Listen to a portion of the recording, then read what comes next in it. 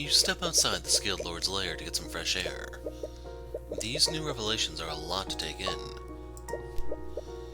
Celeste looks especially down. From what you've observed, she and Aria have been speaking to each other a lot. They must have become friends over the many times they met. You can't imagine how powerless she feels right now. Aria, I'm so sorry. Don't be, Her voice begins to break. She's always been stoic, but it's clear even she has her breaking point. I can't imagine what you're feeling right now. But there's still hope. If we can find out who did this to you, we can still save you. Sad and fearful. Do you remember if you signed anything recently? No, I don't. Damn it. The patron must have wiped your memories to cover their tracks. But I still don't understand. Even if I don't remember signing that contract, I don't think I would be that careless. Right, as much as I hate to admit it, Lucia was right. You're an attorney like me, and we always carefully look over contracts before we sign them. Which raises the question of how the patron got your signature. I don't know. Damn it. We don't even know what circumstances you were under when you signed that contract. For all we know, the patron could have used any number of tactics to coerce you into doing this. That's also possible. Aria. As you're deliberating amongst yourselves, Lord Steelman approaches you. What are you doing here? Father. And even he's afraid. I can't believe him. How does he have nothing to say? His actions say otherwise, but you could have sworn you saw something through the eye. It's almost as if he was saddened and worried. Well, no matter how he feels internally, he's made it clear that he's your enemy. Whatever his motivations are, you'll overcome him, just like everyone else. We should also head back, Celeste. Right? No matter what it takes, you're going to see this through. I was expecting more investigation work, to be honest. Court is now resumed. Shall we pick up where we carried off? How would you like to proceed? I think we should review what we do know about the murders. We do have a plethora of witnesses to work with. That's correct, so let's start from the beginning.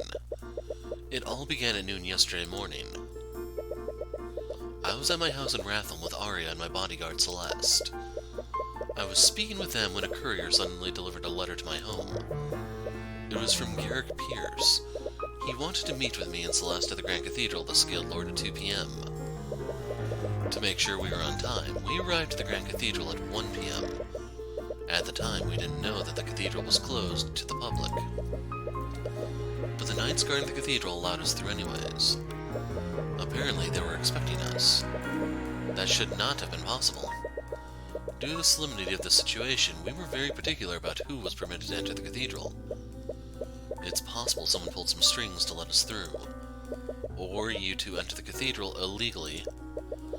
Well, I'm sure that knight from the Kingsguard can vouch for us. I know about every order given to the Kingsguard, and none of them were told to let you two through. It's possible the night we met fell comatose like the others, and as long as they're unresponsive, we'll never know. Perhaps we should continue. Anyways, we arrived at the church and spent the next hour sightseeing before we went to meet with Pierce. In that time, we met with Remus, Lucio, Aria, Aster, and Alaric. And around that time, Aria and Aster left together to meet with the High Speaker in his quarters. While exploring the cathedral, we spoke with Von Sanctus and Sybil. Then we spoke with the three Frege sisters and Iris Ilmater. Can't even speak already. Iris Ilmater? She's a friend of Beatrice Frege. The Kingsguard wouldn't let her bring her familiar into the cathedral, so she brought Iris to guide her instead. Anyways, we left the garden at around 1:45 p.m. to meet with Pierce in the prayer room. And around the same time, Aria left her meeting with the High Speaker and felt nauseous. The last thing she remembers is looking at Lake Galacrond. A likely story. Regardless, at 2 p.m., Aster went to pay respects to his father's body. Unbeknownst to him, a mage had placed a glyph of contingency in front of his father's coffin. It was set to trap him within a force cage. What a despicable act.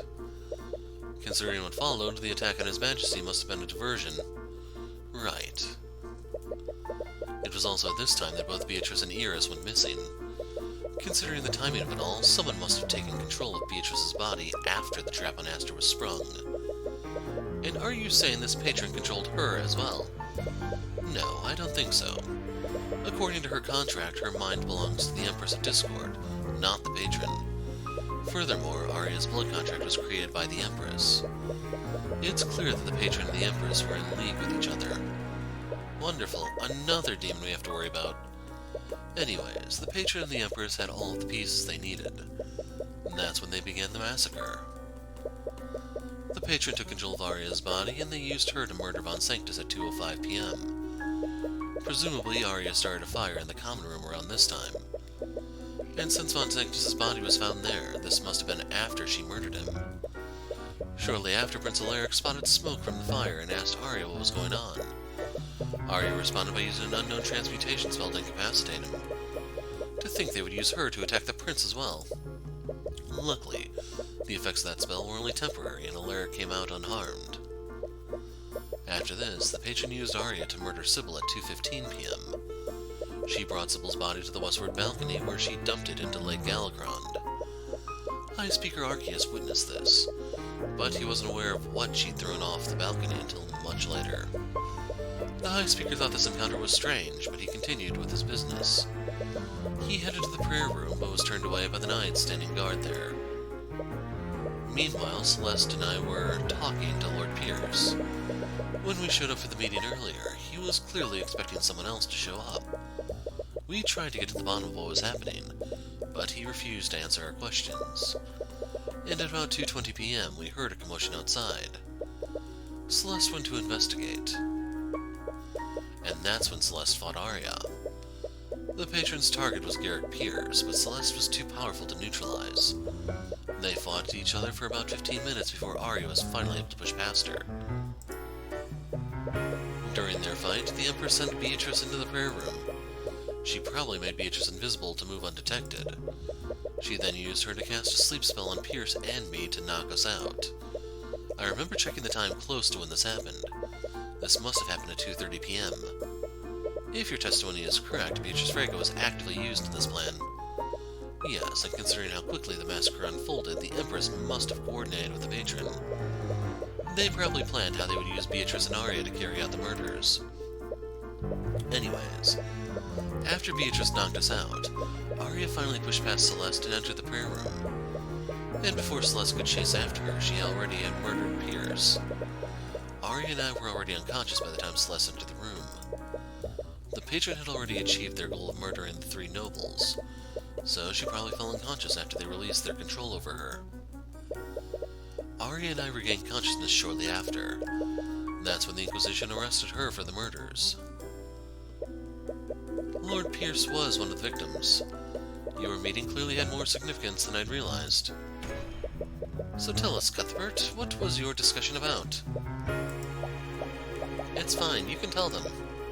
Alright, as long as it's okay with you. For the past few months, Celeste and I have been investigating who her birth parents are. I recall receiving many complaints about her during the Lord's Ball. Supposedly, Garrick Pierce had the information we were seeking. That letter he sent us said that he had wanted to trade this information for his freedom. I assumed this meant he wanted me to be his attorney. Do you honestly expect us to believe that? Why would he ask for help from the attorney who indicted him in the first place? We thought the same thing. And when we arrived for the meeting, it was clear I wasn't the intended recipient. This means that Pierce sent that letter to someone else. You better not be lying to us, Cuthbert. Frankly, I don't much care if you believe me. Regardless, if we examine every action Aria took, we can build a psychological profile of the patron. I will give you that. To begin, the defense would like to call the Inquisition commander to the stand. His testimony might shed some light on how Von Sanctus and Sybil died. Despite all these witness accounts, we still only know how Pierce was murdered. Yes, he was impaled using a blade magically frozen from his own blood. In a grim sort of way, it's almost poetic that he died the same way Flintheart did. But you doubt that will give Celeste any kind of closure. Anyways, we need to find out exactly how Aria murdered Von Sanctus and Sybil. The massacre was swift and efficient. It must have required a lot of forethought and coordination.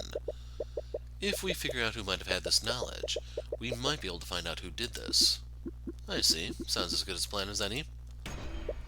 Kingsguard, escort Commander Orem White to the witness stand. Witness, please state your name and occupation. Right, Commander? I'm sorry, I just can't do this. How am I supposed to act like this is normal? A giant lizard is staying right behind me. Calling me a lizard is highly offensive, Commander. Sorry, your skilled lordship, sir. Commander, just try your best to testify about what happened. Yeah. It all started when we received a report from the Kingsguard. The prosecutor attacked Prince Alaric and a fire had broken out in the common room. We weren't sure what the deal with Steelwind was, so we went to the common room to put out the fire. But when we got there, we noticed a bunch of unconscious knights in front of the prayer room. We went to the prayer room. That's when we found Tyrion Cuthbert unconscious next to Pierce's dead body. We later found the bodies of Von Sanctus and Sybil too. That's when we realized that she offed all three of them. So you still have no idea how Steelwind was used to murder Von Sanctus or Sybil? Not a clue. It's especially worse for Von Sanctus. That fire burned a lot of the physical evidence off his body. What about Sybil? Was there any physical evidence on her body? No idea about that either. She didn't have any wounds either. All we know is that she died of suffocation. There's definitely more information you can glean from their investigation. So real quick, I want to look at the autopsy reports, if we even have them. Yes, we do.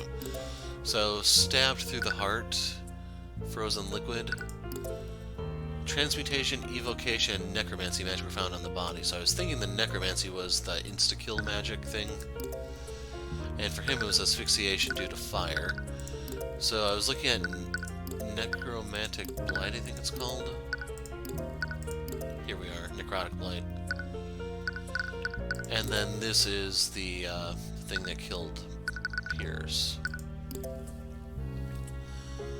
Overall, if Lucio were a little less hostile and more interested in finding the truth, I'd say this has a much better framing than probably most of the cases in this game. It all started when we received a report from the Kingsguard. The prosecutor attacked Prince Alaric and a fire had broken out in the common room. And this is mainly based on Prince Alaric's testimony, am I correct? Yeah, we still have no idea which transmutation spell she hit him with. Judging from the time of the report, this must have been well after all three of the murders occurred. Yeah, it was unfortunate how that played out. If Steelwind really was controlled, whoever controlled her knew how to get the job done quickly. That leaves the question of how they did this so efficiently. We weren't sure what the deal with Steelwind was, so we went to the common room to put out the fire. Was that wise? Regardless of who it was, someone assaulted a Prince of Wyverngard. We were already dealing with the king who was trapped in that force cage. Honestly, a lot happened in that hour, and most of our attention was focused on keeping the royal family safe. We can already conclude that the attack on the king was a distraction. Whoever orchestrated this must have known we'd focus our attention on keeping the royal family safe. You suppose that makes sense, and the casualties still included many knights from the Kingsguard. They probably had to spread their forces thin to protect everyone else and handle the fire in the common room. What did you do when you arrived in the common room, Commander? When we got there, we noticed a bunch of unconscious knights in front of the prayer room. Did you see Aria or Celeste? No, we only saw the aftermath of their fight. There were marks and craters everywhere in that hallway. Pierce's time of death was 2:45 p.m., and the knights didn't arrive at the common room until 3:10 p.m. They didn't arrive at the prayer room until well after the battle had taken place. Wait, wouldn't that mean you were in that room with Pierce's body for 25 minutes? Why didn't you look for help? You weren't waking up for some reason, so I kept channeling my healing magic into you. Looking back, I probably should have just looked for help. But even if Aria was unconscious, I didn't want to leave you alone in that room with her. Right, sorry. Recalling that moment has clearly taken a toll on her mind. You should be more careful. We went to the prayer room. That's when we found Steelwind and Cuthbert unconscious next to Pierce's dead body. Judging from the timing, this would have been several minutes after he'd already died. Yeah, and we had no idea what was going on. Pierce was already dead, and you and Steelwind were unresponsive. I can see why I'd be unresponsive. I was hit with a spell specifically designed to make people sleep. But why would Aria be unresponsive too? We have no idea. We've never even heard of demonic possession until today. For all we know, it could have all been a side effect of being controlled for over an hour. You suppose that makes sense, but could that common thread truly be a mere coincidence? We later found the dead bodies of Von Sanctus and Sybil too. That's when we realized that she offed all three of them. That last statement was a little vague. Perhaps you should ask him to elaborate more on one of the murders. But whose murder should he elaborate on? So I have to look at the spell books. That's where you get your answer for this one. So I'm just going to do Von Sanctus first. Could you elaborate more on Von Sanctus' murder? Was there any evidence that implied how he died? Like I said, it's trickier with Von Sanctus because the fire partially burned his body. And our divination magic can only tell that he died of suffocation. I see. So there's no other physical evidence. Well, there is one thing. From his burn marks, we do know that he was hit with a firebolt before he died. We're guessing she wanted to weaken him before she dealt the final blow. So he took a direct attack from her before he died. Anyways, please add this to your testimony, Commander White. Sure, whatever you say, kid. So before I even do anything with that, I need to look at the compendiums. So she does have firebolt. So I don't think it's this one. Here's Beatrice's. This is the one I'm looking for, too.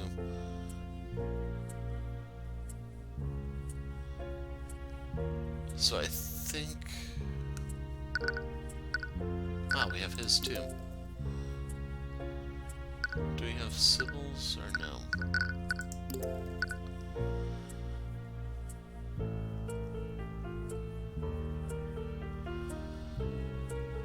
See, I'm predicting this may have been signed a very long time ago, and she may have just only realized it.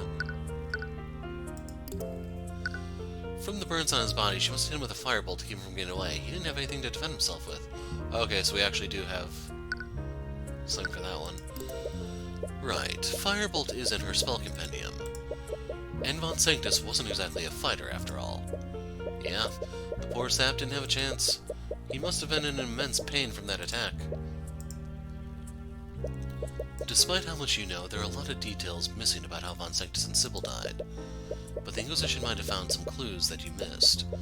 You should have the Commander elaborate on what they know about each of the murders.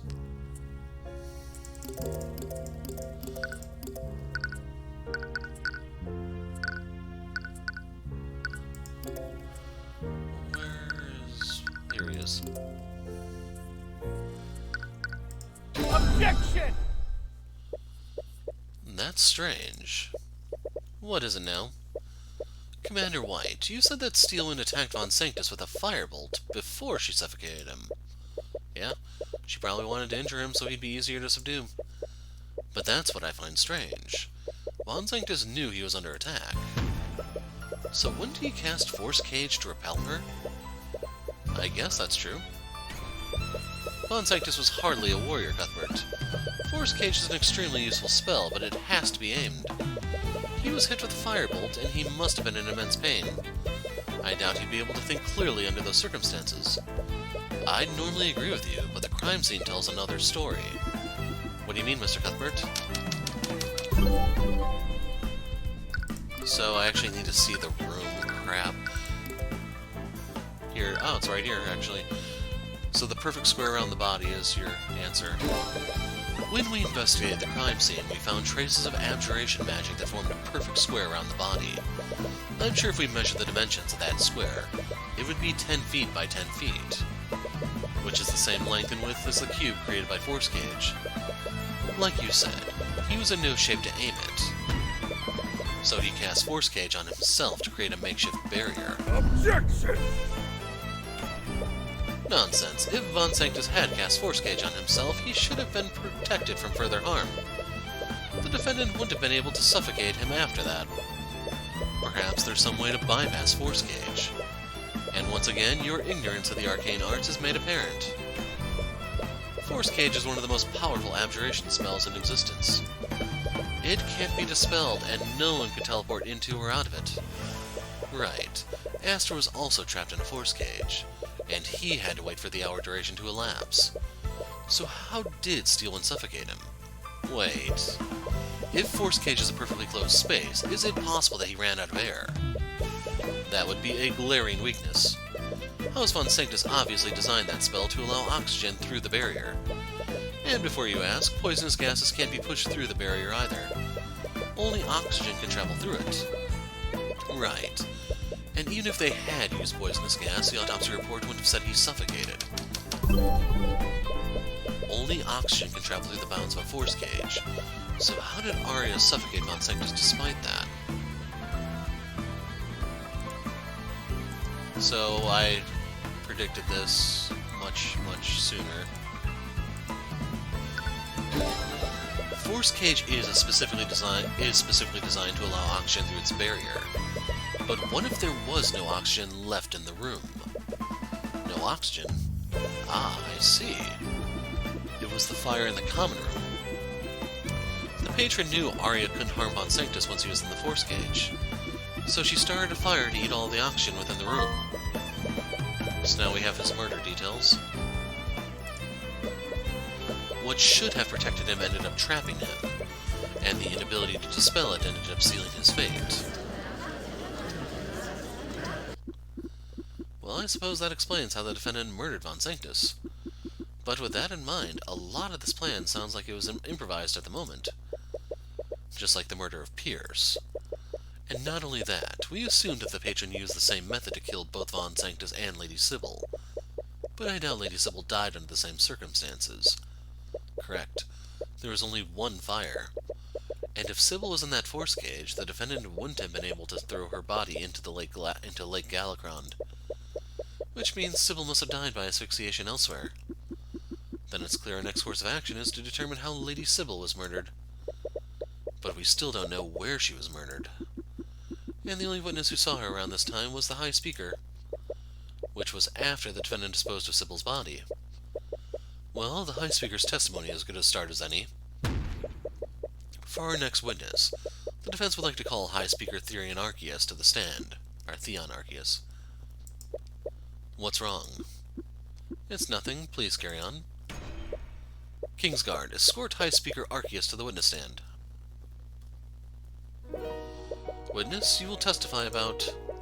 Oh, great and blessed Scale Lord. He is very intimidated. Likely he didn't drop dead at the sight. To think you would grace us with your presence. Oh my god. Forgive me, Lord Vithalion. I spoke out of turn. He must think I'm an arrogant fool. Wow. Looks like the witness is schmoozing the judge for once. How many times do I have to tell you people that I'm not a god? Yes, I revere and serve the god of dragons, but I'm not Bahamut's avatar. But you're the Scaled Lord. I'm just a dragon. I'm not even a powerful one. I'm not a deity. This humility. That's exactly what Bahamut's avatar would say. Swear to God. He even swears by the god's name. Lucia, please handle this. Perhaps another approach is warranted. High Speaker Arceus, the great and powerful Ithalian calls upon you today. We require your... You require my blood? Of course, I will gladly give my life for the Scaled Lord. What? No! Of course, my blood could never be enough. Would you just let me? I will do as you wish, my lord. It might take some time, though. I'll need some time to gather some followers and... Oh my god, we just want your testimony. Just tell us what you saw when Miss Steelwind was at the westward balcony yesterday. Oh, I see. If that's what you truly wish, my lord, are we just going to ignore how ready he was to commit mass murder? Be quiet, we just got him to calm down.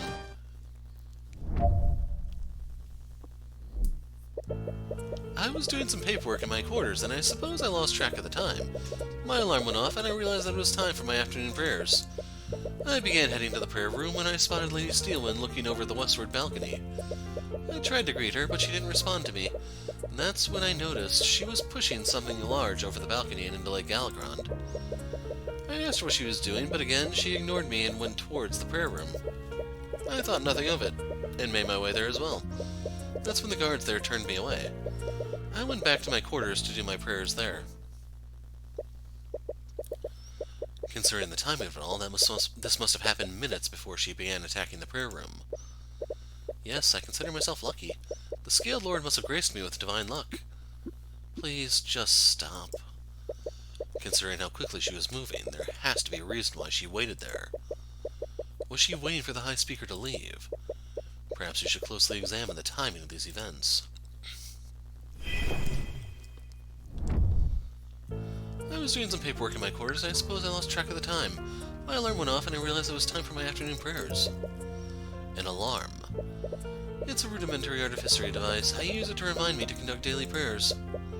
I see. And do you have it set to go off at a specific time? Yes, it's set to go off at 2:10 p.m., 5 minutes before my afternoon prayers. I began heading to the prayer room when I spotted Lady Steelwind looking over the westward balcony. What was her expression like? It was very cold and emotionless. The patron must have had control of her when this happened. Yes, that certainly makes the most sense. Right. What time did this happen? It was shortly after my alarm went off. It would definitely be before 2:15 p.m. So real quick, I want to know about the meeting.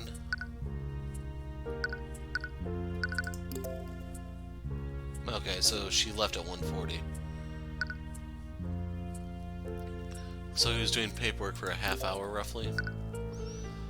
It was still before 2:15 p.m. Our encounter was short.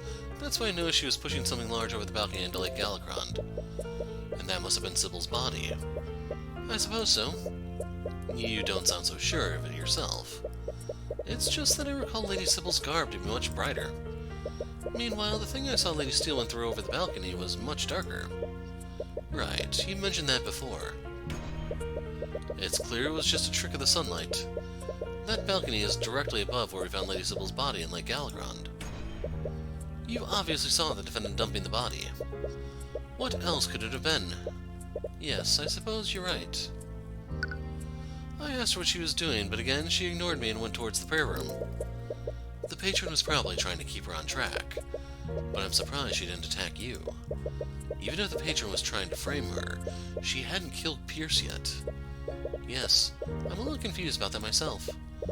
But perhaps I should just be happy I came out of that encounter unharmed. Anyways, how long did you talk to her? Our encounter was very brief since she was ignoring me. It couldn't have lasted for more than 2 minutes. I thought nothing of it and made my way there as well. That's when the guards there turned me away. Right, and these guards are still comatose. It makes you uneasy that you still don't have an explanation for that. Did the Empress of Discord use some kind of demonic magic to do that? The Eye of Horus doesn't leave magical traces, so it's possible that demonic magic is the same. Either way, it's awfully convenient he left right before the attack on the prayer room happened. But you suppose you'll have to put a pin in that for now. Anyways, what time did this happen? I believe it was 2:15 p.m. That's when I usually arrive at the prayer room. I went back to my quarters to do my prayers there. You were in your quarters during the massacre. Yes, as I mentioned before, my room is magically soundproof. My guards now were woefully unaware of what was happening. We didn't know what was happening until some members of the King's Guard came to inform me of what had happened to the king. Some members of the King's Guard were there with him, and he mentioned that his guards were there too. They can all probably verify this, but it's still a little hard to believe how close he came to harm that day. Anyways, how long were you in your quarters for? I waited there until the King's Guard notified me that it was safe. I think I waited there until 3:15 p.m., which was around the time that Aria was arrested. There's a very small time frame between Sybil's death and Aria's attack on the prayer room. The details of his testimony can make a huge difference depending on when each event happened. You should see if he remembers the exact time each part of his testimony occurred. So right there is your clue that, well, he he mentions the time of quite a bit, I guess. Just those 3 windows, which is half the testimony.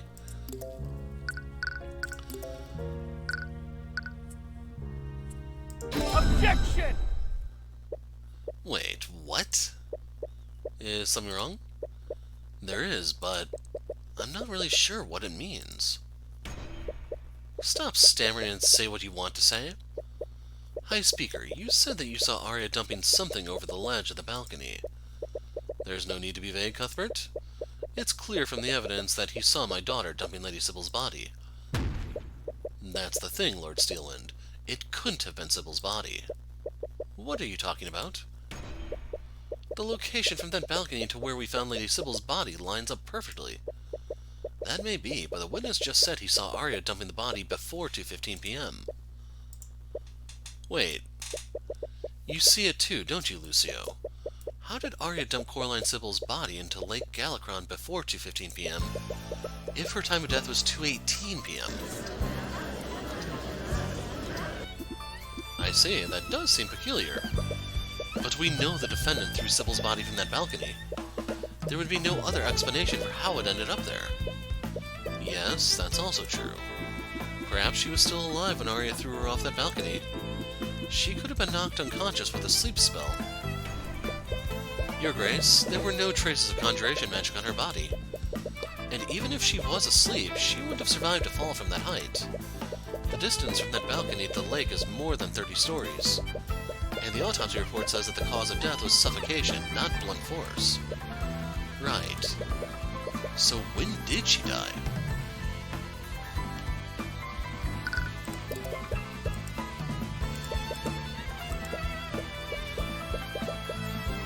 So I thought that was wrong, but let's... Oops.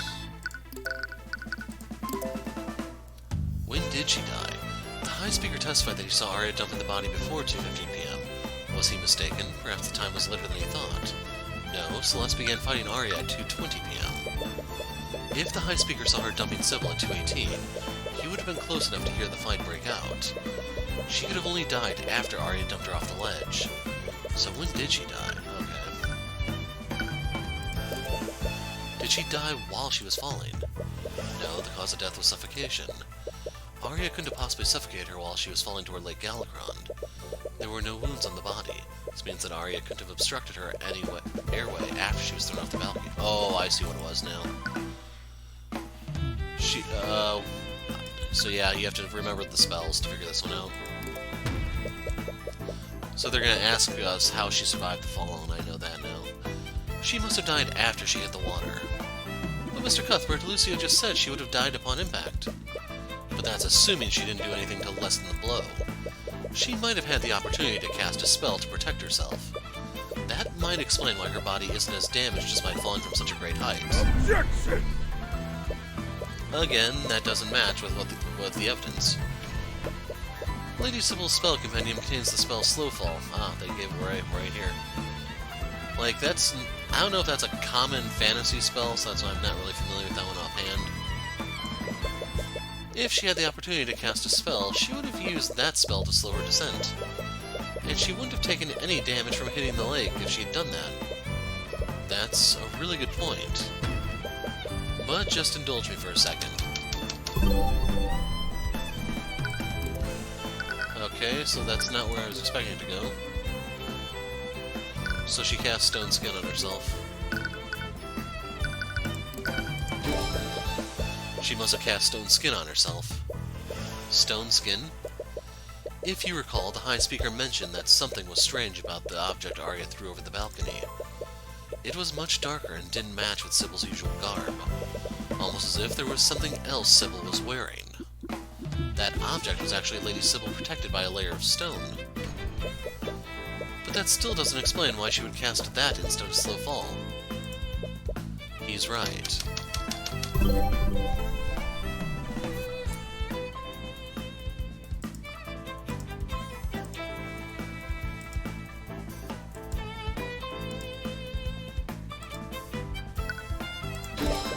She cast Stone Skin on herself before she was thrown into the lake. Aria must have attacked her, and she cast that spell in response. That would protect her from the Steelwind strike. but that doesn't seem quite right. What do you mean? I may not have seen much, but I saw that the object Aria dumped was stiff and motionless. If it had been Lady Sybil, she would have been struggling against her, wouldn't she? That's a good point, too. The High Speaker saw Aria dumping a motionless Sybil. But if we assume my logic is correct, she would have also still been alive. So why wasn't she struggling against Aria?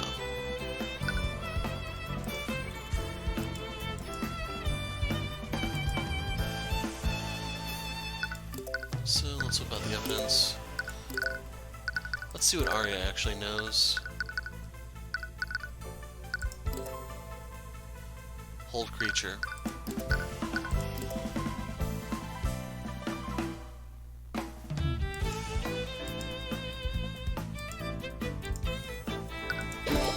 She must have been affected by a spell, and considering it kept her from resisting Aria, the patron must have made Aria cast that spell on her.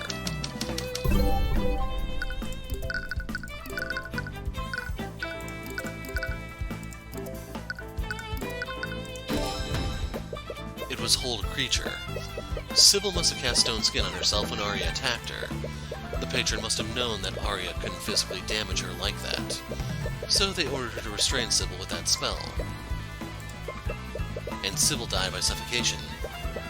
That's right, Lucio. Even if she was restrained, Sybil was still protected by Stone Skin. That would have left only one option for the patron.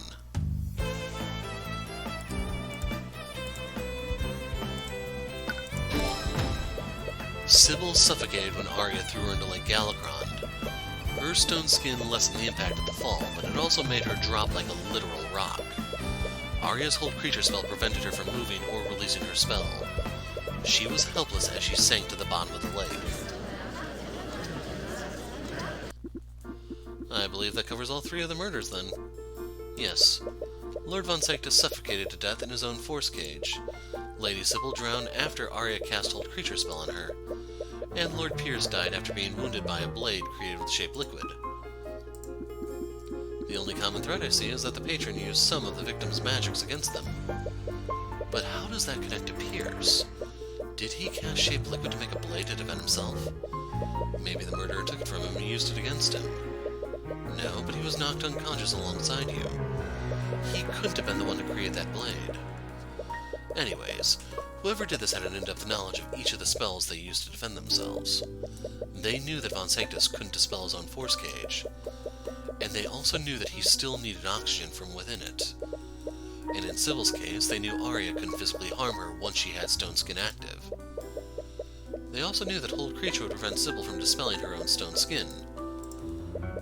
Not only that, they did all of this in a quick time frame. Von Sanctus and Sybil died within 13 minutes of each other, and if Aria hadn't encountered Celeste, Pierce might have died just as quickly. So whoever did this had an in-depth knowledge of high-level magic. Not only that, they came up with creative ways to bypass the defenses put up by Von Sanctus and Sybil. Yes, they had the ability to react quickly and decisively. But considering the circumstances, that hardly narrows it down. Several members of the Four Pillar families were present that day. Each and every one of them studied at the Imperial Academy. They would all be knowledgeable in magic and its applications. Something they're saying isn't sitting right by you for some reason. There's something there, so why can't you see it? It's no use, you just can't piece it together yet. But you're not finished yet. There's another angle to this. Consider who the patron did and didn't target. The victims were Lloyd Von Sanctus, Coraline Sybil, and Garrick Pierce. What's a similarity that we can draw between at least two of them? So, Sybil and Von Sanctus are house leaders of pillar families. Von Sanctus and Sybil were the heads of their respective noble houses. Are you saying the patron's goal was to assassinate leaders of the Four Pillars? That's the motive that makes the most sense. But that does leave one question. Don't be coy. I'm not daft, Cuthbert. Actually, I highly doubt it was you. Really now. Out of most of the people there, you could have easily tricked your daughter into signing a blood contract. But why would you need to do that? You're the Grand General of Wyvern military, and the cathedral was filled with your men. You could have easily equipped one of your best mages to carry out this massacre.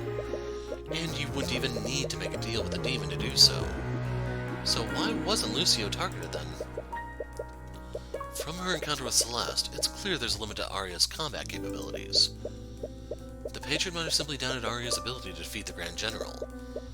But there's also another explanation.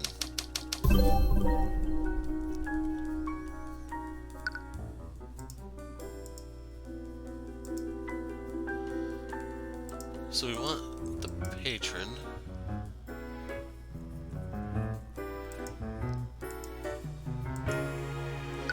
Let's assume it's a frame job. So if you haven't noticed, I haven't been scrolling through all these. I'm expecting that to catch up to me any moment now. The patron wanted people to suspect House Steelwind for the murders.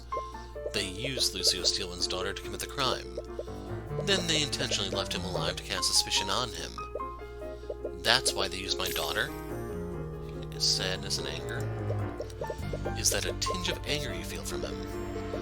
Anyways, that leads me to my next point. Imagine if we never discovered Aria's blood contract with the Empress of Discord. What would have happened? We'd still think that Miss Steelwind succumbed to Mageblight. She would have been convicted for the murders, and trust in House Steelwind would be forever diminished. About a month ago, House Frege lost its head, and his successor, Leify Frege, was woefully unprepared to take his place.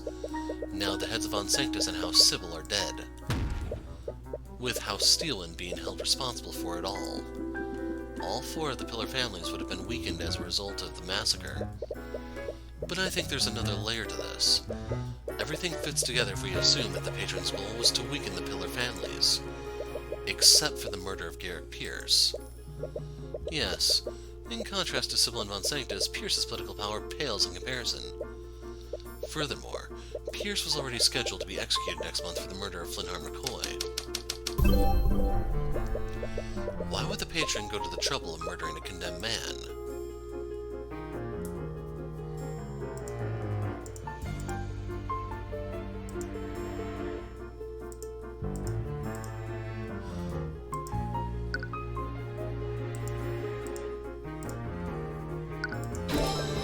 The patron murdered Pierce because they needed him to die as quickly as possible. Pierce knew the identity of Celeste's biological parents. My parents? Do you remember what Pierce said when we showed up for the meeting? You finally arrived. I suppose this means you finally decided... Wait, you two? We got your letter. Letter? What letter? You sent us a letter, Pierce. It said that you knew who Celeste's parents were. I did send that letter, but not to you two. We weren't the intended recipients of that letter. That's right. So that leaves one last question.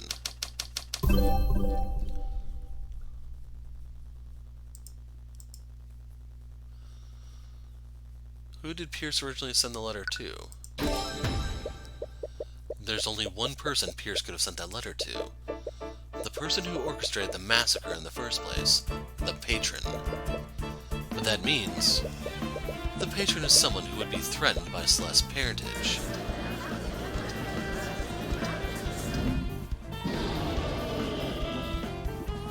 Order in the court? But I don't understand. I'm sorry, I know this is a lot to take in, but I think they were targeting you for some reason. Pierce knew the identity of Celeste's parents and attempted to blackmail the patron with this. Instead of complying with Pierce's demands, the patron instead sent the letter to me. But why go to the trouble of luring you there? They could have just allowed Pierce to wait in the prayer room while the defendant made her way to murder him. Looking back on it, it's possible they wanted to kill Celeste too. What? They knew I wouldn't meet with Pierce alone, and the information he had was about her. The patron correctly guessed that I'd bring her with me. By killing both Pierce and Celeste, they'd eliminate any threat Celeste would pose to them. But who would be threatened by such information? The mere existence of McCoy posed a threat to them. And must have been something to do with her birthright. Right. So who would that leave? King de Wyvernguard just recently died. What if Celeste was a member of the royal family? You think I'm a princess? I don't want to suspect Aster, but we need to consider every possibility. And when it comes to conflicts of inheritance, a royal line of succession is the first thing that comes to mind. Not only that, the king would have the authority to pardon Piers for his crimes. But that wouldn't entirely make sense. What do you mean? If McCoy was abandoned at a tavern in Cornhaven, we must assume she's a bastard child. Okay, I don't know why you have to bring that up. My point is that King Olivier wouldn't abandon a child of pure royal blood. The kingdom requires heirs to continue the royal bloodline. He would have leveraged her in a diplomatic marriage. That's disgusting. That's diplomacy, Cuthbert. Anyways, even if McCoy was of royal blood, Aster is the king's eldest child. And he's of pure royal blood. McCoy would have no claim to the throne under these circumstances. Right, I see what you mean. I suppose that eliminates Aster for now. Anyways, we should consider the other suspects first. So who would that leave? I'm gonna go down the line. I recall Beatrice Frega's trial. We heard William Frega's last will and testament. It mentioned that House Frega's assets would be divided evenly between all of his children. If McCoy were to be revealed as a Frega, his daughters would be legally obligated to share the estate with her. Could I seriously be a Frega? No, just look at her. I don't want to suspect Leify or Miriam, but we need to consider every possibility. And as we've seen, the Fregas are no strangers to making deals with demons. But it still doesn't quite fit. I doubt Leify or Miriam would do something like this. What are you basing that on? I tend to be a good judge of character, and they just don't seem like the type to do something like this. You're far too trusting. I hold no doubt that any of William's children would be capable of something like this. I suppose we'll have to see. Anyways, we should consider the other suspects first. Who would that leave? As much as I have my doubts, House Steelwind is the only Pillar family whose leader survived the past month. You think I'm McCoy's biological father? You're barely a father to your actual daughter. I'm only stating the possibility for the sake of argument. As I've said, it wouldn't make sense for you to frame your own daughter when House Steelwind would be blamed. But we need to consider every possibility. Anyways, we should consider the other suspects first. So who would that leave? What if the Eye Taker orchestrated this whole thing? The Eye Taker? That common criminal? What reason would he have to do this? I've heard firsthand that he was planning to expand his influence throughout Wyvernguard. He was actually plotting with Beatrice to use House Frega to do so. Since I ruined his original plan, setting up that massacre might have been his backup plan. Perhaps we're looking at this all wrong. What if Celeste was a part of the royal family and they were planning to use her to take the throne? But if he wanted to do so, why would he put McCoy in danger by having my daughter attack her? Not only that, he also had the perfect opportunity to murder His Majesty. Imagine if he placed a more lethal contingent spell on that glyph of contingency. His Majesty might have very well died alongside my Sanctus, Sybil, and Pierce. Yeah, I suppose you're right. But we need to consider every possibility. I can't think of anything else. Yes, there's a flaw with each suspect. Your logic is clearly flawed. Well, you don't see him coming up with any ideas. There's something here that I'm not seeing. But I know I'm close. There's a missing piece that ties all this together. Regardless, we still have no idea who this Empress of Discord is. I am loath to allow such an individual to walk freely through Wyvernguard. Your Grace, you've been alive since the creation of Wyvernguard and magic. Do you know who this demon is? Can't say I do. Demons tend to take on many titles over their lifetimes. But whoever this Empress is, they are brave to so blatantly encroach on my domain like this. Well, I suppose we'll just have to cross that bridge when we get there. We've obtained a lot of information today, but we clearly have many questions that need to be answered. How should we proceed? What is it, Mr. Cuthbert? I can't help but feel that there's something here I'm not seeing. I just can't put my finger on it. We have been working at this for quite a while. Perhaps we should suspend proceedings so that we can look into these new leads. I have no objections. It would give my men some time to look into what we discovered today. Then it's settled. We'll be postponing proceedings for now. But you'll all be expected to return here by tomorrow morning. You are all free to return to your homes for the time being. But make no mistake, the King's Guard will be keeping careful watch over all of you.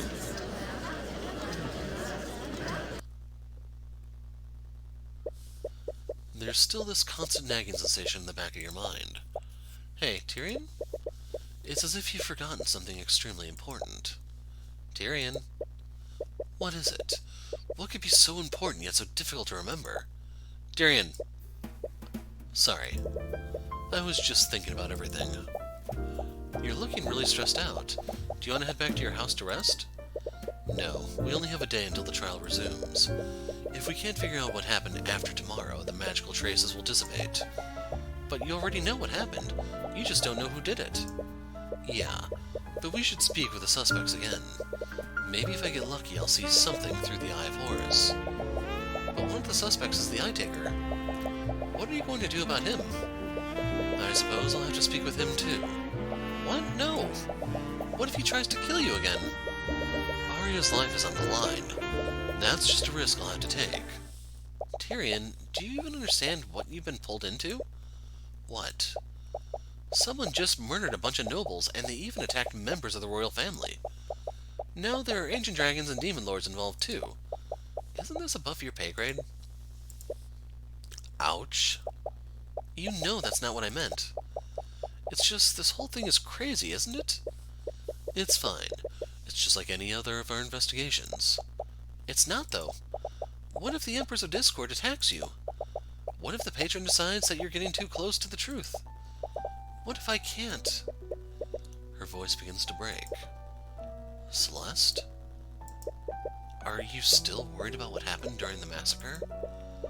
I'm fine. I already told you that you didn't do anything wrong. You almost died, Tyrion. I know. Tyrion, you almost died. I know, Celeste.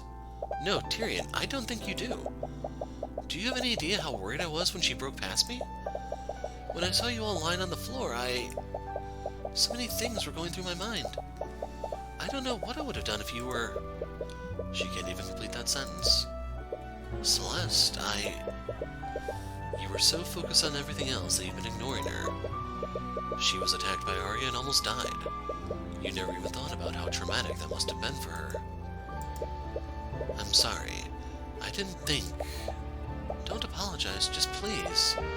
Please, just leave this to Lucio and the Scaled Lord. You've done enough already. They can figure the rest of it out. And what if it's not enough? I'm not so arrogant that I think they can't do it without me. But what if they can't figure out who the patron is? Aria will spend the rest of her life in prison. What if I could have done something to prevent that? I don't care if that happens. Celeste. I don't care, Tyrion. I'll apologize to her all you want after this. But all I want is to keep you safe. And I don't know if I'm able to do that anymore. Even she seemed surprised by what she said. I'm sorry, I didn't mean to... I'm really happy you're a part of my life. What? I know what you're saying is coming from a place of care. And I'm really sorry about how much I've been worrying you lately, but... You're not going to stop, are you? It's like I've always said. Man, king, or god, nothing will stop you from getting justice for your clients. I'm going to talk to Lucio. What? If we're going to meet the Eye Taker again, we're bringing some knights with us. Celeste, that's hardly... Nope, you don't get a say in this. And if you're not here when I get back, I will find you. Judging from her expression, it's not an empty threat. Fine, just go. She might have a point, though. Before everything happened, you weren't even sure if you wanted to continue being an attorney.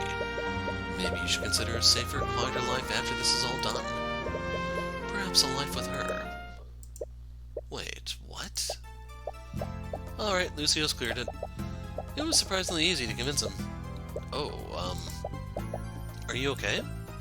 I'm fine. Let's not waste any more time. Before she has a chance to respond, you hastily walk past her. Hey, don't walk so far ahead! You need to stay focused on the trial for Aria's sake. But when this is all over, you'll... Well, you suppose you don't have to think about that until then.